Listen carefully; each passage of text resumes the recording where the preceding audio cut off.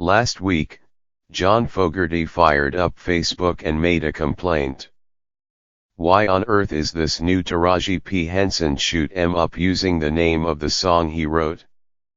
Indeed, Proud Mary, which stars Ms. Henson as a hit woman in Boston, shares its title with the 1969 Creedence Clearwater Revival hit that Mr. Fogerty wrote, probably the best-known song about anybody named Mary. No one ever asked me about using my song this way, or even about the meaning of Proud Mary, his post said.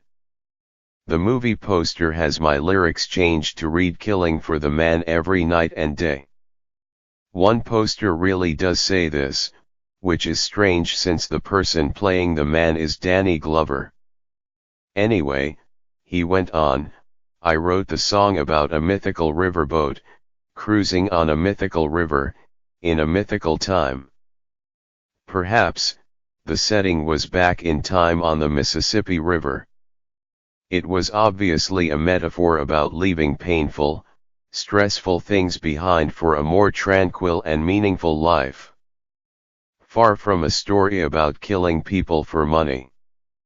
Now, instead of a mythical river, it's just the mystic, and instead of the song's riverboat queen, it's just warehouse space and vans, lots of people unloading vans. I'll admit I'm jealous of the economy of Mr. Fogerty's peak. All he saw was a poster and smelled a rat. I had to watch the whole movie. And his question is basically mine. Why's Mary proud? This isn't exactly a moral question. She can kill anyone she wants. But this is the sort of lousy action vehicle that leaves you with a lot of dumb questions like, why does Boston need this many drug syndicates? Why do they need this many assassins? And does the fact that they all hang out in converted waterfront lofts mean that organized crime, and not the biotech industry, is doing the gentrifying? Dumb questions. The most nagging one of all is the matter of Mary's pride. All we really see her do is drive and shoot. Wouldn't a proud Mary be posting selfies next to new corpses?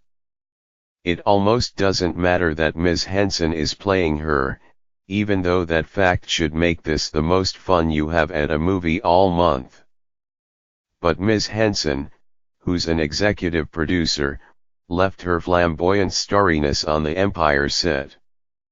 She's all business here, but the business feels so small. It turns out that the movie is about how Mary winds up babysitting a kid because she feels bad for killing his father.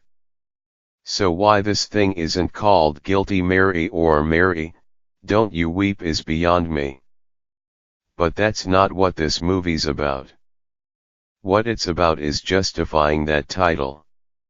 It's a justification about 75 minutes in the making, which is about 74 too long. For the incoherent, visually chaotic climax, Mary winds up flooring her expensive coupe into the men shooting at but somehow missing her. The camera can barely keep up with the bodies and the debris hurtling toward it. Some of that debris doesn't even seem real. The bullet holes might give the worst performance in the movie. Anyway, what's playing for most of the sequence is Mr. Fogerty's song, not his canonical Creedence version but Ike and Tina Turner's. That arrangement departs radically but respectfully from Mr. Fogerty's. It starts with an overture in which Tina tells us how she and Ike and the Ikettes are going to take this thing from modesty to explosive overstatement.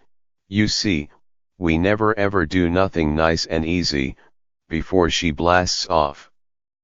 Rollin' down the river, yes. But when she's singing, powerboatin' down it, too. It's such a tone-deaf misappropriation of music that it left me feeling litigious. There's nothing legally wrong going on here, though. Screen Gems, the Sony imprint that produced and released the movie, paid for use of the song, whose rights don't belong to Mr. Fogerty. but the incompetence really is something. Or maybe it's the obviousness.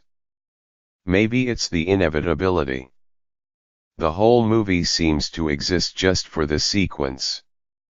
Even if I'd paid just to see Ms. Henson mow down gangs of goons, and I probably did pay only for that, I didn't get my money's worth. It's like I bought a can that said peaches, got peaches in the can, but the can was rusty, so the peaches were. Movies and television have a way of using a soundtrack not just to create a mood but to literalize it. You could always count on a master class in splitting the difference between artistry and obviousness during the so-called blaxploitation era, which Proud Mary practically pulls a muscle reaching back to evoke. Shaft and Superfly, on the one hand. On the other, coffee is the color of your skin / coffee is the world you live in. For its part, in a statement to Entertainment Weekly, Screen Gems made Mr. Fogarty an entreaty, come see the movie. He would see the statement reads, that his complaint that the film has nothing to do with the song's message as a metaphor about leaving painful, stressful things behind for a more tranquil and meaningful life is inaccurate. That is precisely what our Mary is looking to do, and Taraji nails it perfectly. They're not wrong. But come on. Mary winds up taking her self-inflicted babysitting assignment so seriously, I won't spoil the details, that she actually has no choice but to leave the stress behind. Now, I know what somebody involved with this movie was thinking.